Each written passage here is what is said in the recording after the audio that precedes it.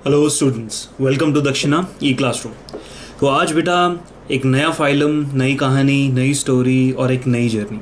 आज आपका नया एक हफ्ता स्टार्ट हो रहा है, एक नया वीक स्टार्ट हो रहा है। मंडे से आज आप एक एनिमल किंगडम के फर्दर डेप्थ्स में जाते जा रहे हैं। आप समझ रहे हैं और आप एनिमल किंगडम को बढ़िया से एंजॉय कर रहे हैं और ये पूरी मज़ेदार सी कहानी आपके ब्रेन में बहुत ही शानदार तरीके से जम रही है। तो एनिमल किंगडम में बेटा जितना भी स्टडीज़ अभी तक आपने कर लिया है, आपने मोलस्का तक सबकी सब स्टडीज़ कर ली है।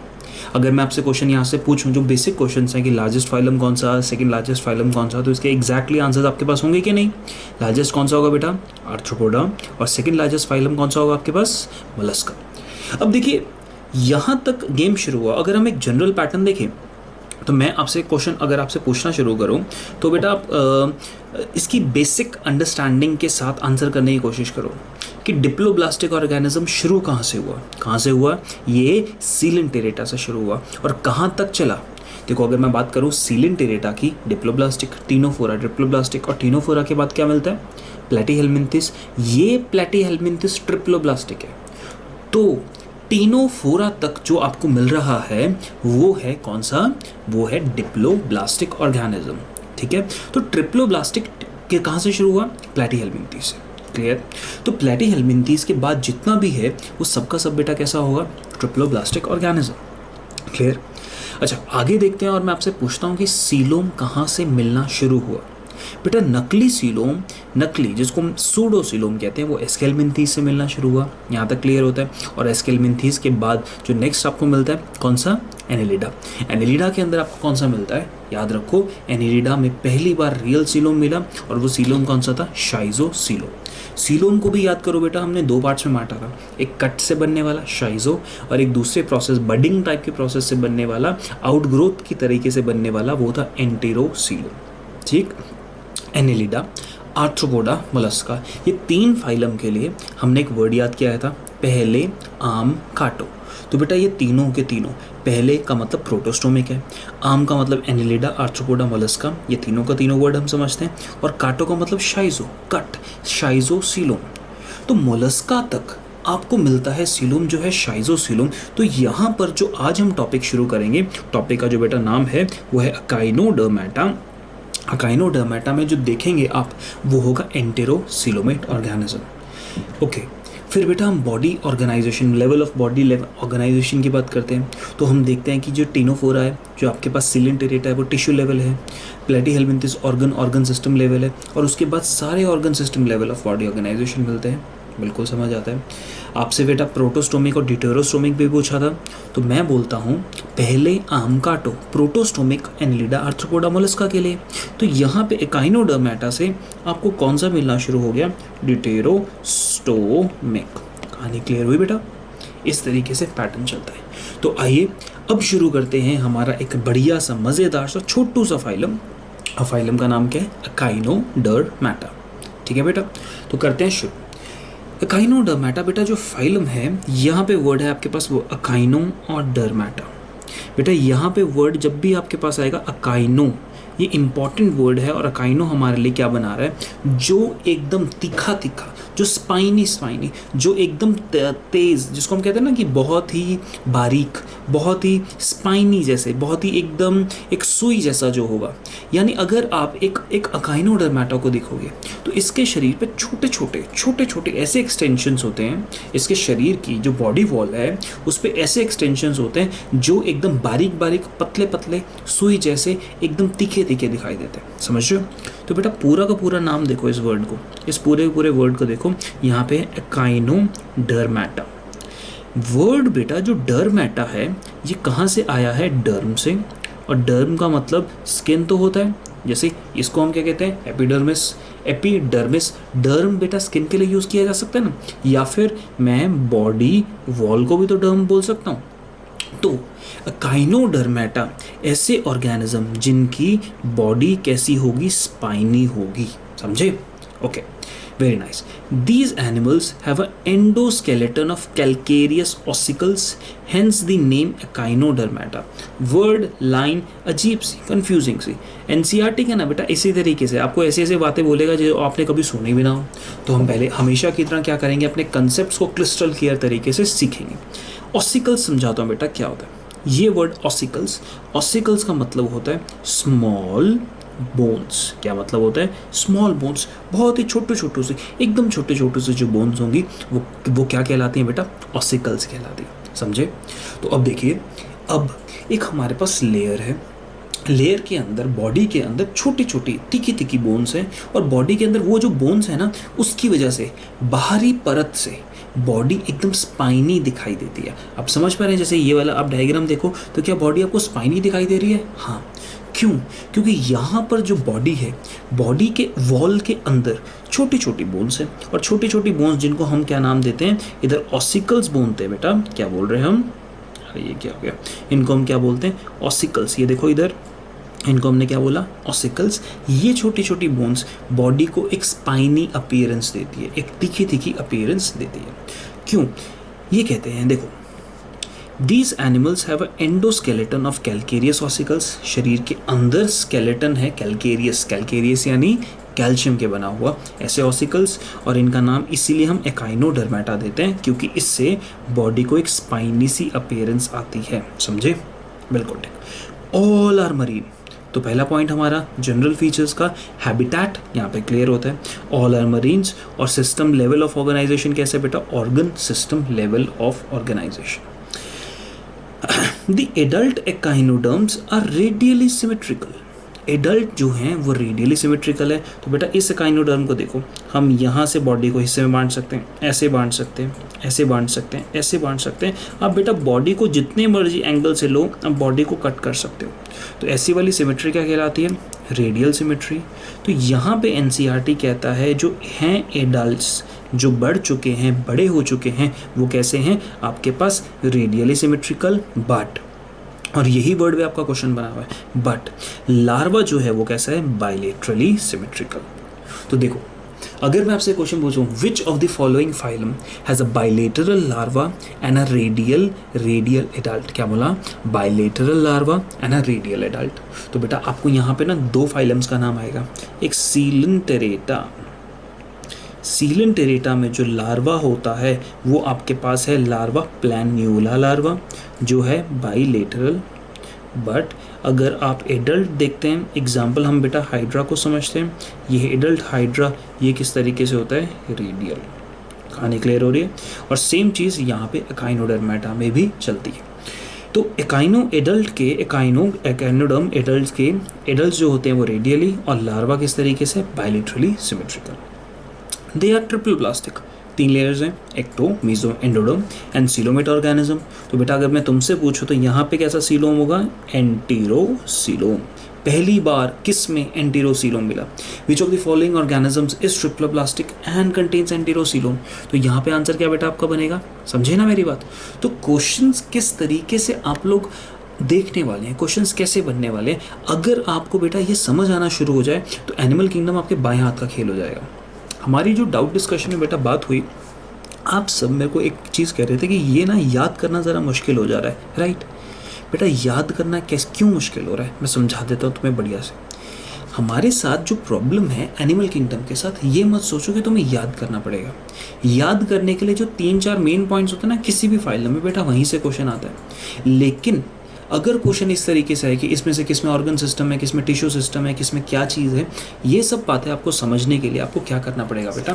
आपको सिंपल सी भाषा में अगर मैं आपको बताऊँ ना, तो आपको इमेजिन करना पड़ेगा। जितना बढ़िया तरीके से अगर आप इमेजिन करेंगे, उतना बढ़िया तरीके से आपके लिए एकाइनोडर्म क्लियर होता जाएगा। आपको बोला था ना, अपने मन में बेटा एक फ़ोटो बनाओ, एक इमेजिनेशन, एक ऑर्गेनिज्म ले लो। जैसे एकाइनोडर्मेटा पढ़ोगे तो आप अपने मन में बना लीजिए कि आप स्टारफिश को देख रहे हैं, और फिर देखिए आपका काम कैसे नहीं बनता है। समझे मेरी बात? इस तरीके से चलेगा। They are triploblastic, coelomate, enterocoelomate organism. Digestive system complete है with mouth on the lower ventral side and anus on the upper side। That means अगर मैं स्टारफिश को यहाँ से देखूँ कि स्टारफिश ऐसे है, आप ऊपर से देख रहे हो, यहाँ पर आपकी आई है, तो यहाँ पे लोअर साइड यहाँ पर मिलेगा माउथ, और जो ऊपर साइड होगा ये आपके पास यहाँ पे क्या मिलेगा? एनस। बेटा जो माउथ होता है वो साइड क्या कहलाती है? वेंट्रल। तो हम कहेंगे it has a ventral mouth and a dorsal anus. कहानी क्लियर हुआ? बहुत बढ़िया।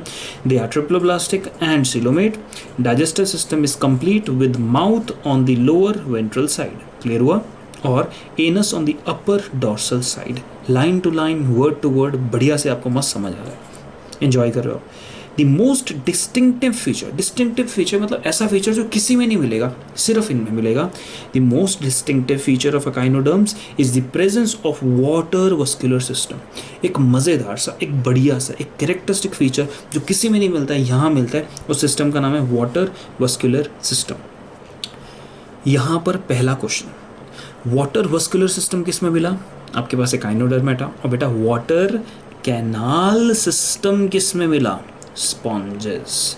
आप समझ रहे हैं मेरी बात? क्वेश्चन किस तरीके से क्रिएट हो रहा है? वाटर वस्कुलर सिस्टम ये मिला अकाइनोडर्मेटा, और वाटर कैनाल सिस्टम ये किस में मिला? स्पॉन्जेस में। अगर आपको ये वाली बात हो गई क्लियर तो आपको परेशान नहीं करेगा कोई, आपको कभी भी कंफ्यूजन नहीं होने वाली है, ठीक है? ओके।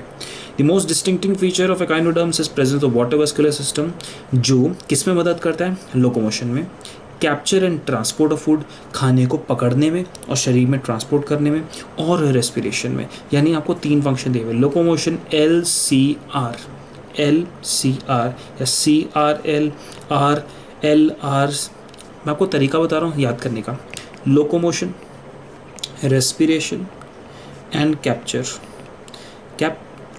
बेटा ये 3 वर्ड्स आपने देखे। कभी भी चीज़ों को याद करना है ना, उनके पहले वर्ड को लो, उनसे एक शॉर्ट फॉर्म बना दो, LCR। आपने LCR नाम सुना है? LCR सर्किट्स आप +2 में फिजिक्स में पढ़ते हो, तो वहाँ से आपको याद हो जाएगा। अगर आपको याद नहीं है तो CRL लगा लो या LRC लगा लो, कोई भी वर्ड, इन तीनों से कोई भी बेटा एक फुल फॉर्म बना लो और आपका काम बन जाएगा। यहाँ पर देखते हैं सेक्स, इधर बात करिए, एक्सक्रीटरी सिस्टम इज एब्सेंट, कोई स्पेशलाइज सिस्टम नहीं है। सेक्सेस आर सेपरेट, यानी ऑर्गेनिज्म किस तरीके से? डायोशियस है, यूनिसेक्सुअल है। रिप्रोडक्शन सेक्सुअल रिप्रोडक्शन है। Fertilisation is usually external, internal किसी किसी में होती है लेकिन एक्सटर्नल भी मिल सकती है। डेवलपमेंट इनडायरेक्ट है with a free swimming larva. और बेटा अगर मैं आपसे लार्वा पूछता हूँ तो लार्वा आपके पास कैसा होता है? Bilaterally symmetrical. ये कहता है but larva are bilaterally symmetrical. तुम समझेगा कि क्या बता रहा हूँ? लार्वा आर कैसा है? Bilaterally symmetrical. इसके बेटा आपको एग्जांपल्स दिए हुए हैं, एस्टेरियास, एकाइनस, एंटेडॉन, कोकोमेरिया, ये सब आपको एग्जांपल्स दिए हुए हैं, तो आपको इन एग्जांपल्स को इफेक्टिवली फॉलो करना है। तो यहाँ तक बेटा हम किए एनसीईआरटी को कंप्लीट। तो let's come back and look at what we are going to do, what we will be looking at the details into our notes। आइए देखते हैं। हैबिट बेटा हमेशा के लिए जल्दी से मेरे साथ एक बार जल्दी से रिवाइज करो। Habit of good level of nutrition keeps body in symmetry and germs away from hollow habitat. मस्ती से याद हुआ? बहुत बढ़िया। हैबिट, क्या आपने किसी एकाइनोडर्म को पैरासाइट की तरह देखा है? नहीं देखा है, भूल जाओ। स्टारफिश एकदम खुला, एकदम मस्त घूमती है, उसको कोई किसी की टेंशन नहीं है, तो फ्री लिविंग। मैं कहानी बोलते रहूँगा, उसको दिमाग में इमेजिन करते रहना।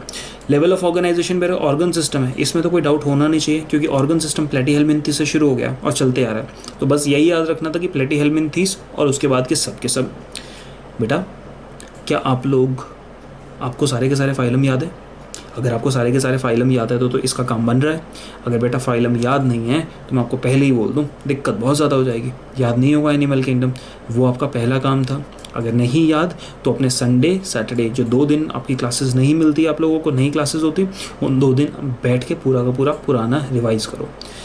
न्यूट्रिशन, कार्निवोरस, अरे स्टारफिश भैया दूसरे ऑर्गेनिज्म को खाती है। इनफैक्ट तो मैं एक आगे वीडियो में फॉरवर्ड करूंगा, इसमें देखना एक स्टारफिश एक सीलेंटेरेटा को कंज्यूम कर रही है, समझे मेरी बात? तो स्टारफिश कार्निवोरस होती है। बॉडी प्लान कैसा है? Tube within a tube. WI का मतलब बेटा यहाँ पे क्या है? With in.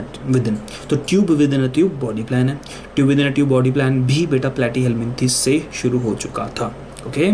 सिमेट्री अभी पढ़ा, एडल्ट्स में रेडियल सिमेट्री है और लार्वा कैसा है? बाइलेटरल सिमेट्री के साथ। यहाँ पर बेटा मैं आपको एक बढ़िया सा फैक्ट बताना चाहता हूँ। कुछ बुक्स इसको कहती हैं पेंटामेरस रेडियल। इसका मतलब ये पांच अलग अलग आप इस तरीके से एंगल्स में काटोगे तो बॉडी इक्वल बटेगी। यानी आपके पास इस तरीके से 1 2 3 4 और कोई इस तरीके से, यानी 5 वर्जन से काटोगे तो जाके बॉडी कट, दो जाके बॉडी, मतलब आप 5 प्लेन्स हैं बेटा आपके पास जिससे बॉडी को काट सकते हो। तो इसलिए वर्ड पेंटामेरस रेडियल भी कहा जाता है। और मालूम तो है ये बेटा लार्वल में अपने को बायलेटरल मिलती है। ओके, जर्म लेयर्स ट्रिप्लोब्लास्टिक, और ट्रिप्लोब्लास्टिक फिर कहाँ से शुरू हुए थे? प्लैटीहेल्मिन्थी से, मालूम है। सीलोम बत्तर कैसा है आपके पास? Coelom is enterocoelom. Clear. Habitat exclusively marine, ये इंपॉर्टेंट क्वेश्चन है जिसको पूछ लिया जाता है। एक्सक्लूसिवली मरीन यानी इनमें जितने भी मिलते हैं सब के सब कैसे शो करते हैं? मरीन हैबिटेट में रहते हैं। बॉडी वॉल, इनके शरीर को देखें तो बेटा शरीर के बाहरी तरीके से आपको कैल्केरियस स्पाइन्स मिलेगी, उसी वजह से तो इनको क्या टर्म किया जाता है? अकाइनस बोला जाता है। ध्यान से वर्ड को याद करो बेटा, मैंने आपको बोला था ना एकाइनो, ये वर्ड एकाइनो क्या समझाता है कि बॉडी जो है इनकी स्पाइनी है, तो यहीं से वर्ड बेटा कौन सा आया? एकाइनस। समझे? क्लियर, बढ़िया। ये वर्ड एकाइनो ने कैल्केरियस स्पाइन है, तो जिसकी वजह से बॉडी को अगर मैं यहाँ पे साथ में लिख दूँ स्पाइनी अपीयरेंस, क्या स्पाइनी अपीयरेंस होती है। ओके बेटा, बहुत बढ़िया। नेक्स्ट यहाँ पे ये नया वर्ड है जो आज तक आपने कभी नहीं पढ़ा होगा। ये जो बेटा स्टारफिशेस होती हैं, क्या होता है कि ये पानी में तैर रही हैं, तो पानी में ना छोटी छोटी एल्गी, क्या पानी में मिलने वाली जो छोटी छोटी एल्गी होती है ना, वो इनके ऊपर बैठ जाती हैं, आके इनके ऊपर इस तरीके से बैठ जाती हैं। तो जो पानी में मिलने वाली छोटी छोटी एल्गी है जब इनके ऊपर आके बैठ जाती है तो उससे क्या होता है? ये एल्गी शरीर के ऊपर आके बैठ गई तो समझ लो कि शरीर गंदा हो रहा है बाद में। तो अगर वो जमती रहेगी तो दिक्कत हो जाएगी ना। तो उस शरीर के ऊपर जितना भी गंदगी है वो सारी की सारी गंदगी रिमूव कर दी जाए। मैं क्या कह रहा हूँ? शरीर पे जितना भी गंदगी यानी डेब्री है उसको रिमूव कर दिया जाए, तो उसके लिए आपके लिए उसके लिए कौन मदद का काम करेगा? पेडिसिलेरी। तो हम ऐसा बोलेंगे पेडिसिलेरी रिमूव, क्या करेंगे? रिमूव दी डेब्री। डेब्रिस लास्ट याद, इसको डेब्रिस नहीं बोलते, डेब्री यानी सब गंदगी फ्रॉम बॉडी सरफेस। ये बात हुई बेटा आपको क्लियर? शाबाश। और शरीर में तो एंडोस्केलेटन है, कैल्शियम का बना हुआ, कैल्शियम की प्लेट लाइक एंडोस्केलेटन आपको मिलता है। तो यहाँ तक बॉडी वॉल क्लियर हो गया। तो नेक्स्ट फिर हम पहुँचते हैं फिजियोलॉजी बेटा मुझे सिंपल सी बताओ, tube within a tube body plan है तो कंप्लीट सिस्टम होगा ना। और माउथ आपके पास लोअर वेंट्रल साइड है, एनस अपर डॉर्सल साइड। ये क्वेश्चन आपके पास कॉमनली पूछा जाता है। एक्सक्रीटरी सिस्टम, अगेन एनसीईआरटी ने हमें यहाँ पे आइडिया देते हैं कि कोई स्पेशलाइज एक्सक्रीटरी सिस्टम नहीं है, और क्योंकि ये पानी में रहते हैं तो भैया मैं आपको एक कोड बता चुका हूँ कि अमोनिया करेंगे। और अगर इनको अमोनिया बॉडी से बाहर एक्सक्रीट करना है तो किसकी मदद कैसे करेंगे? बॉडी सरफेस के थ्रू ही, बॉडी के सरफेस से ही बाहर निकाल देंगे, क्या? अमोनिया। नेक्स्ट रेस्पिरेशन, बेटा सांस लेने के लिए या तो बॉडी सरफेस का मदद लेते हैं या फिर इनके पास स्पेशली गिल्स की प्रेजेंस होती है जो इनको सांस लेने में मदद करती है। बेटा जो गिल्स होती है ना, गिल्स के साथ अगर कोई रेस्पिरेशन है, यानी गिल्स जो हैं, जब भी किसी के पास गिल्स होंगी तो ऐसी रेस्पिरेशन के लिए वर्ड यूज़ किया जाता है ब्रेकियल रेस्पिरेशन। क्या बोला जाता है? Brachial respiration. Whenever you have respirations from the gills, that means such type of respiration is called as brachial respiration। तो यहीं से आपके पास जो गिल्स हैं स्किन के सरफेस पे पड़े हैं, स्किन के साथ बहुत ही क्लोजली एसोसिएटेड होती हैं, तो इसलिए देखो ब्रेकियल से वर्ड ब्रेकिए बन गया। तो क्योंकि वो स्किन के साथ एसोसिएटेड है, डर्मिस मतलब स्किन, तो यहाँ पे ऐसा कहा जाता है कि डर्मल ब्रेकिए भी गिल्स को एक नया वर्ड दिया जाता है in the case of Echinodermata. समझे मेरी बात? क्यों हमने इनको डर्मल ब्रेकिए कहा? ब्रेकिए का मतलब गिल्स, ब्रेकिए से वर्ड ब्रेकियल से है, उसका मतलब गिल्स होता है। क्योंकि वो स्किन से एसोसिएटेड है तो नाम दे दिया गया dermal branchiae. Very nice. Circulation system, बेटा open type of circulatory system है। और यहाँ पे मेरा तुमसे एक बढ़िया सा क्वेश्चन, अभी तक जितने भी आपके नॉन कॉर्डेट्स देख रहे हैं, क्या सब के सब ओपन सर्कुलेटरी सिस्टम रखते हैं? Yes, all the non-chordates have an open circulatory system. Very few, very basically मुझे इसको इस तरीके से पुट करना चाहिए, all the non-chordates with an exception of Annelida, with an exception of Annelida have a open circulatory, यानी Annelida में closed मिलेगा, बाकी सब के सब आपके पास अंदर क्या मिलेगा, ओपन सर्कुलेटरी सिस्टम। एनिलिडा में कैसा है, क्लोज्ड। ऑल्सो एनिलिडा में अगर मैं आपसे एक्सेप्शन पूछूं तो लीच जो है उसमें क्या मिलता है, ओपन मिलता है। और मोलस्का में, ये क्वेश्चन आप खुद ब खुद आंसर करोगे, मैं नहीं बताऊंगा वीडियो में। मोलस्का में कौन से ऑर्गेनिज्म में कौन सा ग्रुप है जो क्लोज्ड रखते हैं, क्योंकि सब के सब मोलस्का तो होते हैं open vascular system, open circulatory system, लेकिन मोलस्का में एक ग्रुप है जिसके पास क्लोज्ड होता है। क्या नाम होता है, आपको वो याद होना चाहिए। अगर आपको याद नहीं है तो बेटा मोलस्का को दोबारा एक बार पढ़िए। हार्ट यहाँ पे नहीं मिलेगा, तो याद रखो ये जो स्टारफिश थी मज़ेदार तरीके से अकेले घूम रही है, सिर्फ और सिर्फ फिश उसके अंदर ही मिलती है, मरीन वाटर में ही मिलती है, और इसके पास दिल नहीं होता, तो इसका दिल कभी ज़िंदगी में टूटता है, समझे। तो आप स्टारफिश का चाह के भी दिल नहीं तोड़ सकते। बहुत बढ़िया। लोकोमोशन एंड स्केलेटन, बेटा लोकोमोशन एंड स्केलेटन के लिए मैं तुम्हें एक बढ़िया सी बात बताता हूँ। ये वर्ड कैसे, एक इस तरीके से तुम गुब्बारा लो और गुब्बारे में बेटा हवा फुला दो। क्या करना, गुब्बारा लेना, गुब्बारे में हवा फुला देना और गुब्बारे को पकड़ के रखो, बांधना नहीं, एकदम नॉट नहीं बांधना है, और छोड़ दो कि वो हवा पानी में ऐसे से हवा में के अंदर इस तरीके से उड़ने लगेगा। यस, जैसी जैसी हवा गुब्बारे से यहाँ से इस तरीके से हवा बाहर निकलेगी ना बेटा, गुब्बारा हवा में उड़ने लगेगा। और यही ऐसे गुब्बारे जैसे स्ट्रक्चर होते हैं किसके पास, एकाइनोडर्मेटा के पास। क्या, एकाइनोडर्मेटा के पास गुब्बारे जैसे स्ट्रक्चर होते हैं। और बेटा इन स्ट्रक्चर्स को हम क्या टर्म करते हैं, ट्यूब फीट। क्या टर्म करते हैं, ट्यूब फीट।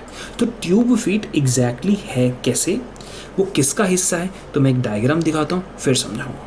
देखो बेटा इस डायग्राम को बड़े ध्यान से, आपको डायग्राम देखो, क्या आपको यहाँ पे ये ट्यूब फीट दिखाई दे रहे हैं। यस, ये जो स्टारफिश है ना बेटा, इस डायग्राम को ना मैं थोड़ा सा मॉडिफाई करता हूँ और दिखाता हूँ कि स्टारफिश देखो कुछ इस तरीके से जा रही है, 1 2 3 4 5। अब समझे स्टारफिश पेंटामरस रेडियल क्यों है, पांच एंगल्स में, 1 2 3 4, इस तरीके से आप 5 एंगल्स के अंदर पांच एंगल्स में काट सकते हैं।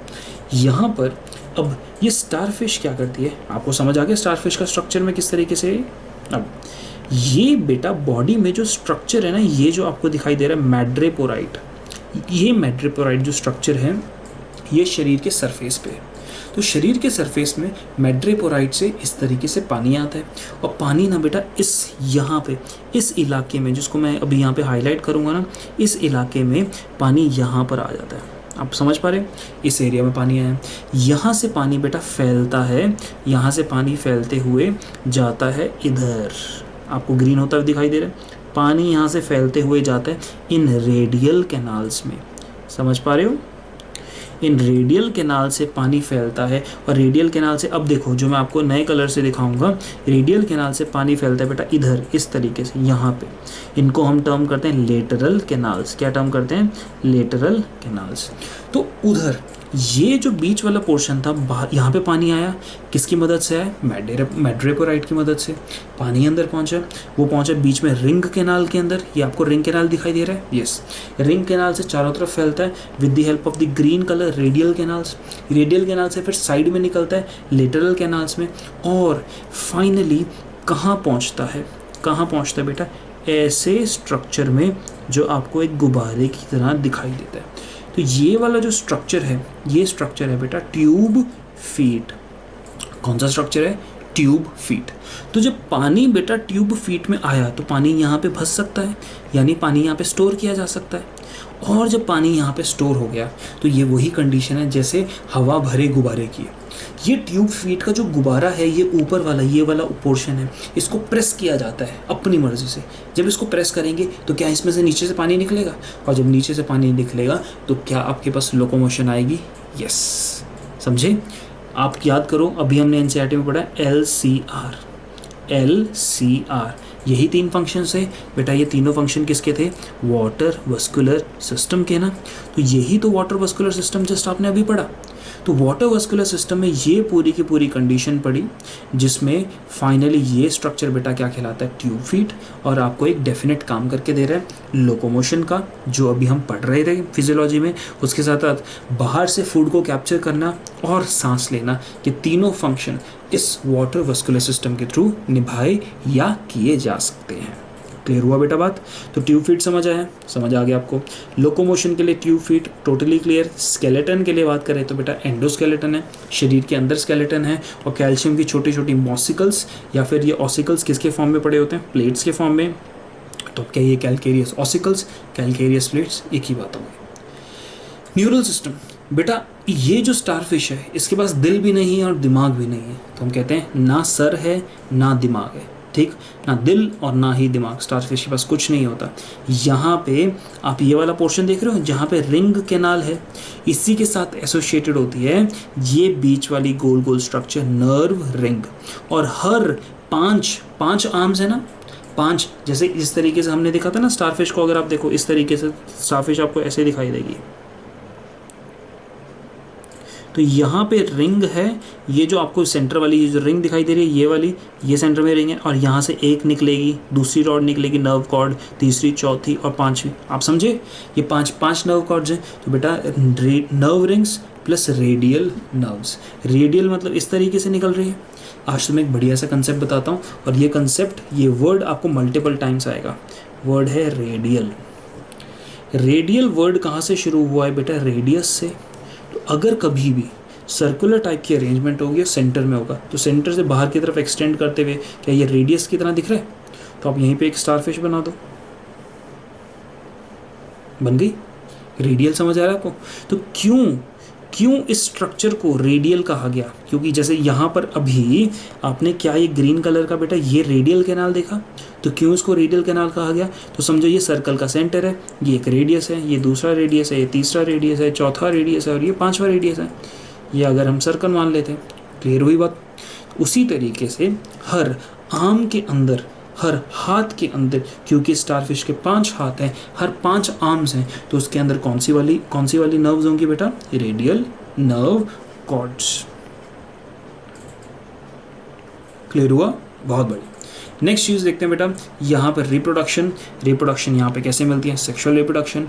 ऑर्गेनिज्म डायोशियस है, कहानी डायोशियस का मतलब मेल फीमेल आपके पास कैसा है? अलग अलग है। और एक्सटर्नल इंटरनल फर्टिलाइजेशन दोनों तरीके से होती है, एक्सटर्नल भी है इंटरनल भी है। डेवलपमेंट इनडायरेक्ट होती है। और लार्वा कौन सा है बेटा? लार्वा आपको 2 नाम मिल सकते हैं इधर लार्वा के, एक अकाइनोप्ल्यूटियस एंड बाइपिनेरिया। ये कॉमन नेम पूछ लिए जाते हैं। जितने भी लार्वा बेटा अभी तक आप पढ़ते गए, इन सब लार्वा की एक लिस्ट बनाइए, एक लिस्ट इस तरीके से क्रिएट कीजिए, और उस लिस्ट को याद कैसे करना है ये मैं आपको टेलीग्राम ग्रुप पे बताऊंगा। यहाँ तक क्लियर हुआ? तो आपने पढ़ लिया पूरे के पूरे ये जनरल फीचर्स, और बेटा आपने क्या पढ़ लिया? ये पूरा का पूरा फिजियोलॉजी। तो यहाँ तक तो कहानी कंप्लीट हुई। कुछ कैरेक्टरिस्टिक फीचर्स देख लेते हैं। जो स्टारफिश होती है ना बेटा, वो एक ना रीजनरेशन की कैपेबिलिटी, बहुत ही सॉलिड रीजनरेशन की कैपेबिलिटी शो करती है। यानी जो स्टारफिशेस होती हैं वो बहुत ही अच्छे से रीजनरेट कर पाती है। तो स्टारफिशेस अगर रीजनरेशन की कैपेबिलिटी कर रही हैं शो, तो बेटा इसका मतलब क्या है? आप एक स्टारफिश को लीजिए, अब उसके ना एक हाथ को पकड़ने की कोशिश कीजिए, एक हाथ को पकड़ने की कोशिश कीजिए। थोड़ा सा अगर आप ज़ोर से पकड़ देंगे तो स्टारफिश को लगेगा कि आप उसको मारना चाहते हैं। तो स्टारफिश क्या करेगी मालूम? वो अपने हाथ को ना अपने आप छोड़ देगी, अपने शरीर से अपने हाथ को काट देगी। जैसे एक छिपकली अपनी पूंछ को काट के भाग जाती है ना, वैसे ही स्टारफिश करती है। तो यहाँ पे जो बेटा बढ़िया सा वर्ड आप इस प्रोसेस के साथ सीखने वाले हो, ये वर्ड है ऑटोटॉमी। क्या है? ऑटोटॉमी। टॉमी वर्ड सुना है आपने? टॉमी का मतलब कुत्ता, और कुत्ता क्या करता है? काटता है ना, कट करता है ना। तो इसलिए वर्ड जब भी बायो में टॉमी वर्ड यूज होगा उसका मतलब क्या होगा? कट। और ऑटो का मतलब क्या होता है? वो ऑटो वाला रिक्शा वाला नहीं है, यहाँ पे जो ऑटो है इसका मतलब होता है सेल्फ। तो शरीर का सेल्फ का हिस्सा अगर आपने कोई हिस्सा कट कर दिया खुद ब खुद सेल्फ अपने आप से, आपने शरीर का अगर कोई बेटा हिस्सा इस तरीके से कट कर दिया, तो उस चीज़ को हम क्या टर्म करेंगे? ऑटोटॉमी। यहाँ तक बात समझ आई? ऑटोटॉमी आपको क्लियर हुआ? तो ये जो स्टारफिशेस होती हैं ये शो करती हैं बेटा ऑटोटॉमी। तो स्टारफिशेस ने बेटा ऑटोटॉमी शो करी। स्टारफिश के पास तो इस तरीके से 1 2 3 4 5, अगर स्टारफिश के पास बेटा ये 5 हाथ थे, तो समझो आपने ये हाथ पकड़ा और उसने हाथ काट दिया, तो कुछ टाइम बाद स्टारफिश इस हाथ को दोबारा रीजनरेट कर देगी, इसलिए इसके पास पावर ऑफ रीजनरेशन होता है। क्लियर? ओके। एकाइनोडर्म्स में बेटा एक और ऑर्गेनिज्म मिलता है, सी क्यूकुम्बर। क्या? सी क्यूकुम्बर। और ये एक बढ़िया सा फिनोमिना, एक बढ़िया नहीं बोलूँगा, बड़ा अजीब सा बेकार सा फिनोमिना है। इस फिनोमिना को कहते हैं ई विसरेशन। चलो इस वर्ड को भी हम तोड़ते हैं और हमेशा की तरह इंटेलिजेंट लोगों की तरह इस वर्ड का मतलब 2 मिनट में समझ लेते हैं। इसको किया इरेज, साफ सुथरा बनाया, और हम सीखते हैं मज़ेदार सा वर्ड, और वर्ड का नाम है ई विसरेशन। ई विसरेशन, इसका मतलब क्या होता है? ई विसरेशन बहुत ही अजीब सा फिनोमिना है। वर्ड को पहले समझ लें बेटा। विसरेशन वर्ड कहाँ से आया? विसरा। विसरा याद आया आपको वर्ड? मैंने आपको पहले बताया था, when if you want to define or talk about internal organs, आप इंटरनल ऑर्गन्स की टॉकिंग, उनके बारे में बात करना चाहेंगे तो आप वर्ड कौन सा यूज़ करेंगे? विसरा। समझे मेरी बात? तो बेटा ई विसरेशन है क्या? ई विसरेशन एक ऐसा फिनोमिना है जो मिलता है सी क्यूकुम्बर में। तो सी क्यूकुम्बर जब डर जाता है तो डर में क्या करता है? अपने शरीर के अंदर के जितने भी ऑर्गन्स हैं उनको शरीर से बाहर निकाल देता है। क्या करता है? शरीर के अंदर के ऑर्गन्स को शरीर से इस तरीके से एकदम बाहर निकाल देता है, यानी अपने इंटरनल ऑर्गन्स की उल्टी कर दी। तो इस फिनोमिना को हमने क्या टर्म किया? ई विसरेशन। समझे मेरी बात? तो evisceration a phenomena of vomiting of internal organs। ये ऑर्गन्स का बेटा ये वाला फिनोमिना क्या कहलाता है? ई विसरेशन। और ये किस में मिलेगा? सी क्यूकुम्बर। क्लियर? और लास्ट बेटा जो हम ऑलरेडी पढ़ चुके हैं, water vascular system. Water vascular system तो कैरेक्टरिस्टिक फीचर है। ये 3 काम करेगा, LCR locomotion, capture and transport of food, and R for respiration. इसमें ट्यूब फीट होते हैं जो लोकोमोशन में किस तरीके से मदद करते हैं, एक बलून की तरह। ये आपको बात समझा दी गई है। फिर बेटा यहाँ पे एग्जाम्पल्स आते हैं। एग्जाम्पल्स हमेशा याद रखना, इसके साइंटिफिक नेम, कॉमन नेम आपको याद रखना है। ओफियोरा ब्रिटल स्टार, ओफियोथ्रिक्स ब्रिटल स्टार, ये किस तरीके से आपको यहाँ पे दिखाई दे रहा है। इनके नाम एकाइनस, सी अर्चिन, ये आपको वर्ड्स दिखाई दे रहे हैं। एकाइनस में एक बहुत ही मज़ेदार सा वर्ड आता है। इन दी एकाइनस, माउथ के पास आपके पास एक अजीब सा, एक मज़ेदार सा, एक डिफरेंट सा ऑर्गन मिलता है जिसको कहते हैं एरिस्टोटल लैंटर्न। एरिस्टोटल लैंटर्न किस काम में करता है? चबाने में मदद करता है। क्या? चबाने में मदद करता है, इसलिए इसको बोला गया मैस्टिकेटिंग एपरेटस। किस में मिला? एकाइनस में। उसके बाद स्कूकुम एरिया, ये आपके पास जो दिखाई दे रहा है सी कुकुम्बर, बेटा ये वाला सी कुकुम्बर होता है। यही अपने इंटरनल ऑर्गन्स की डर लगने में सारी की सारी उल्टी कर देते हैं। एंटेडॉन है एकाइनोडर्मेटा, एक लिली, एक पौधे की तरह दिखाई देता है, लिली पौधे की तरह, तो इसका नाम सी लिली रखा गया। तो यहाँ तक थी बेटा सारी की सारी स्टोरी एकाइनोडर्मेटा की। होप आपको बढ़िया से समझ आया, आपको मज़ा आया। और ये जर्नी अगर हमारी ये जर्नी आगे नेक्स्ट लेक्चर में कंटिन्यू रहेगी। तो बेटा खूब मन लगा के पढ़ो और स्टे ब्लेस्ड। Thank you.